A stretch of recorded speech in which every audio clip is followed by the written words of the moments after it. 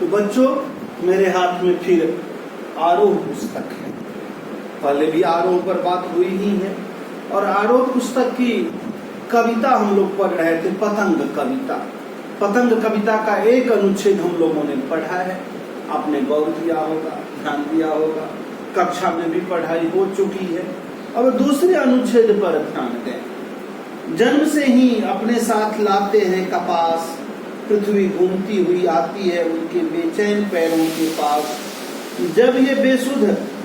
जब ये दौड़ते हैं बेसुध, छतों को भी नरम बनाते हुए, दिशाओं को मृदंग की तरह बजाते हुए।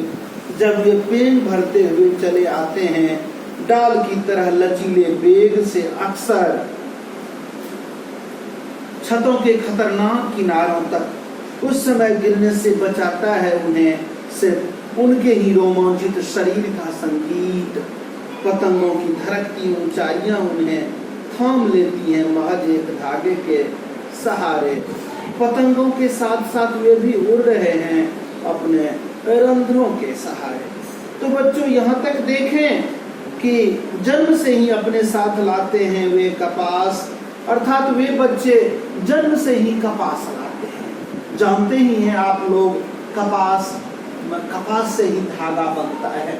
तो जन्म से ही वे लाते हैं अपने पास साथ, जन्म से ही वे अपने साथ लाते हैं कपास, अर्थात बच्चे जब छोटे छोटे रहते हैं उसी समय से बच्चों को सबसे अधिक मन खेलने में लगता है, सबसे अधिक मन पतंग उड़ाने में लगता है। तो जन्म से ही लाते हैं वे अपने साथ कपास। अपने साथ कपास लाने का अर्थ है कि जन्म से ही, बचपन से ही बच्चों को पतंग उड़ाने में बड़ा आनंद आता है, बड़ा अच्छा लगता है। उड़ती हुई पतंग को जब बच्चे देखते हैं तो ताली बजाते हैं, किलकारियां करते हैं, सीटी बजाने लगते हैं, यह बात होती है। और पृथ्वी घूमती हुई आती है उनके बेचैन पैरों के पास। और वे बच्चे इस प्रकार से दौड़ते हैं, इस प्रकार से चलते हैं, इतनी फुर्ती रहती है, ऐसी गति रहती है कि कवि की कल्पना है कि उन बच्चों के पास पृथ्वी घूमती हुई आती है। उनकी गति को देखकर, उनकी तेजी को देखकर कि धरती उनके पास घूमती हुई आ रही है, धरती उनके पास स्वयं आ रही है। अर्थात बच्चे इतने वेग से आते हैं, इतने तेजी से आते हैं कि जैसे लगता है कि बच्चे नहीं चल रहे हो, पृथ्वी चल रही हो, पृथ्वी आ रही हो। जब ये दौड़ते हैं बेसुध, छतों को भी नरम बनाते हुए। और बच्चे जब दौड़ते हैं तो बच्चों के पैर इतने मुलायम होते हैं कि कवि आलोक धनवा कह रहे हैं कि जैसे छत जो कंक्रीट का बना होता है, कि छतों को मुलायम बनाते हुए, कि वे बच्चे मान लीजिए कि छतों को और मुलायम बनाते हुए, उनके दौड़ने के कारण छत मुलायम हो जाता है, कोमल हो जाता है। यह बात होती है। मैंने कक्षा में चर्चा की थी कि सीता जब चलती है जंगल में तो मगजोग न कोमल क्यों चली है, सकचात मही पद पंकज छुए, कि धरती को अपने आप पर ग्लानि होती है कि मैं इतना कठोर कैसे हो गई, क्योंकि सीता के जो पैर हैं कमल की तरह कोमल पैर हैं और धरती अत्यंत कठोर है, इसीलिए धरती सकुचा जाती है।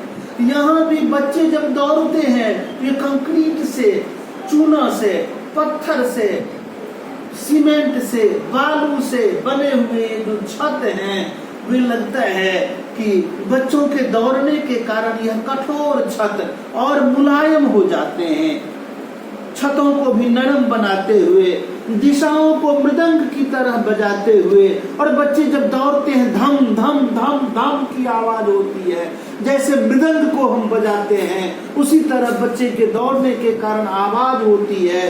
तो दिशाओं को मृदंग की तरह, मृदंग मतलब बड़ा ढोल, उसकी तरह बजाते हुए जब ये पीन भरते हुए चले आते हैं, डाल की तरह लचीले वेग से, अक्सर जैसे आंधी में वृक्ष की डालियां झुकती हैं, इधर उधर होती हैं, उसी प्रकार से बच्चे जब घूमते हैं, पीन भरते हैं तो डालियों की आकार की तरह हो जाते हैं, उसी प्रकार से हिलते डुलते डोलते रहते हैं छतों के खतरनाक किनारों तक। उस समय गिरने से बचाता है उन्हें सिर्फ उनके ही रोमांचित शरीर का संगीत। और वे बच्चे छतों के खतरनाक किनारे तक चले जाते हैं। अब गिरेगा, अब गिरेगा, अब गिरेगा।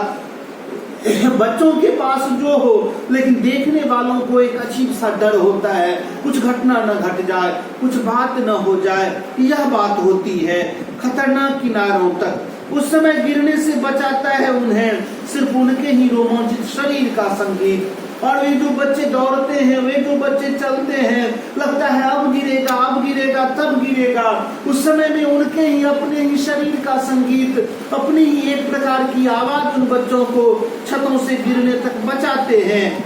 पतंगों की धड़कती ऊंचाइयां उन्हें थाम लेती हैं। महज एक धागे के सहारे पतंगों के साथ साथ वे भी उड़ रहे हैं अपने रंध्रों के सहारे। और कह रहे हैं कि पतंगों की धड़कती ऊंचाइयां उन्हें थाम लेती है महज एक धागे के सहारे। जैसे लगता है कि बच्चे गिरते गिरते जो बचे, तो पतंगों की जो पतले धागे हैं, उसी धागे के कारण वे बच्चे, मान लो कि उन्होंने धागा ही बचा लिया, उसी के कारण बच्चे बच गए।